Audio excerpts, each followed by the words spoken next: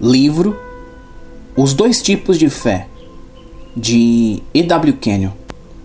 Capítulo 4. As fases diferentes da fé. A Igreja nunca ofereceu um tratamento justo para a fé. Contudo, essa fé gerou todas as grandes realizações humanas. Woolworth tinha fé em itens que custavam de 5 a 10 centavos de dólar e deixou após si uma fortuna de 60 milhões de dólares, com lojas em toda parte. Ford teve fé num automóvel de baixo custo que toda pessoa pudesse ter condições de comprar. A fé é o maior elemento na civilização avançada. Assim como a fé humana gera tais realizações na esfera natural, a fé do crente no Pai e em sua palavra gera realizações espirituais. O pregador que tem fé na mensagem que está trazendo descobre que a palavra produz resultados de fé nos corações dos homens que o ouvem. Ele tem fé na palavra de que Deus está nela e por trás dela. Ele tem fé na humanidade de que ela responderá à mensagem que ele está trazendo. Ele tem fé no amor, no tipo de amor de Jesus. Ele crê que ele é a solução para todo problema humano. E a família que pratica o amor produz o mais alto tipo de caráter cristão.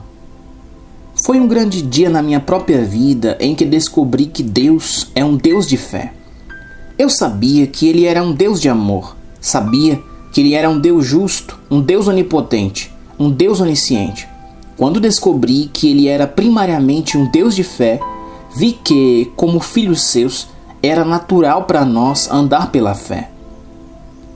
A fé criativa. Hebreus 11:3 diz: pela fé, entendemos que foi o universo formado pela palavra de Deus, de maneira que o visível veio a existir das coisas que não aparecem. Esta era uma nova criação, não uma criação remendada feita de mundos desgastados. Descobri que ela era governada por palavras. Hebreus 1:3 diz: Ele que é o resplendor da glória e a expressão exata do seu ser, sustentando todas as coisas pela palavra do seu poder, depois de ter feito a purificação dos pecados, assentou-se à direita da majestade nas alturas. Há uma palavra notável que é usada repetidamente no primeiro capítulo de Gênesis. Ela é haja. Palavras cheias de fé trouxeram o universo à existência, e palavras cheias de fé estão governando o universo hoje. Jesus nos ofereceu algumas ilustrações da fé criativa. Mateus 15, 30 e 31 registra que os aleijados estavam sendo curados. E vieram a ele muitas multidões, trazendo consigo coxos, aleijados, cegos, mudos e outros muitos. E os largaram junto aos pés de Jesus, e ele os curou. De modo que o povo se maravilhou ao ver que os mudos falavam, os aleijados recobravam saúde, os coxos andavam e os cegos viam. E então glorificavam ao Deus de Israel. Soube de várias mulheres que tiveram órgãos restaurados, os quais haviam sido removidos através de operações pelos cirurgiões. A fé criativa é igualmente tão real hoje como era quando Jesus andou na Galileia. A fé dominante. Esta é a fé que domina sobre as circunstâncias. Em Hebreus 1:3 vemos uma descrição de Jesus. Ele, que é o resplendor da glória e a expressão exata do seu ser, sustentando todas as coisas pela palavra do seu poder, depois de ter feito a purificação dos pecados, assentou-se à direita da majestade nas alturas. Aqui, ele não é somente um criador, mas ele também domina sobre o que criou. Ele governa o universo pela palavra de seu poder. Eis uma descrição dele dominando as forças da natureza. Mateus 8:26. E levantando-se, repreendeu os ventos e o mar, e fez-se grande bonança. Jesus governava sobre o vento e o mar. Como sua autoridade surpreendiam aqueles que observavam isso. Eles diziam: quem é este que até os ventos e o mar lhe obedecem? Em Lucas 5, do 1 ao 11, vemo-lo governando sobre os peixes do mar. Ele tinha usado o barco de Pedro por um momento como púlpito.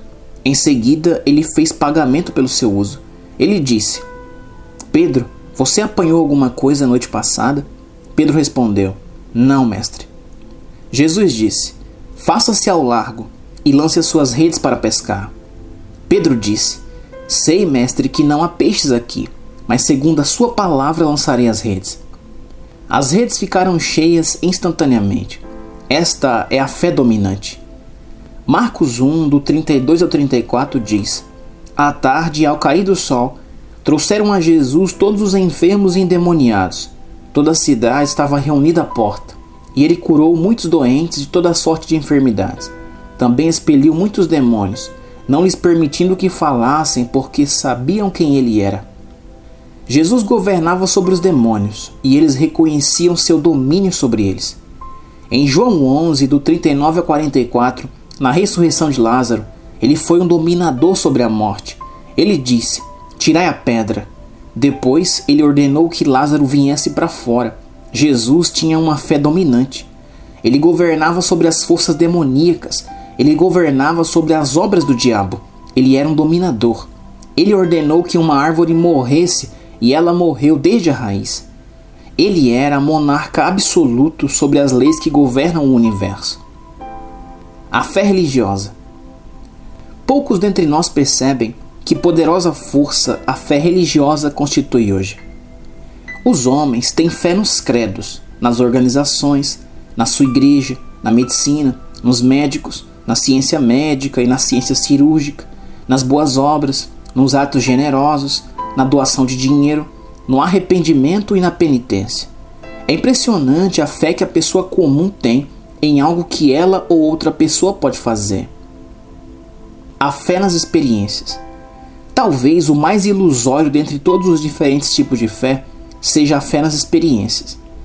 Os homens falam do que tem sentido, do que tem ouvido ou visto. Alguém me disse recentemente: Não fui curado, não fui capaz de demonstrar minha fé. Tais pessoas têm a fé do conhecimento pelos sentidos. Elas precisam ter a evidência física ou elas não creem. Nenhuma desilusão que tenha se apoderado da igreja moderna é mais letal do que esta. Alguns não creem que receberam o Espírito Santo até que tenham tido uma manifestação física. Não creem que estão curados até que a dor tenha deixado seus corpos. Não creem que Deus ouviu sua oração até que possa ver alguma evidência física disso. Temos visto nesse tipo de fé que o conhecimento pelos sentidos ou a evidência dos sentidos ocupam o lugar que a palavra de Deus deve ocupar. Na fé pela revelação, a palavra ocupa o primeiro lugar. Ela não é dependente de evidência física. A fé pela revelação crê que nenhuma palavra de Deus é desprovida de poder e descansa em serena confiança no que Deus declarou. Ela aceita a palavra como final, sem qualquer outra evidência. Se a palavra o declara, isso é o suficiente. A pessoa doente lê: Certamente ele tomou sobre si as minhas enfermidades, e as minhas dores levou sobre si. E ela clama: Obrigado, Pai, porque estou curado. Esta é a fé da nova aliança ou fé pela revelação.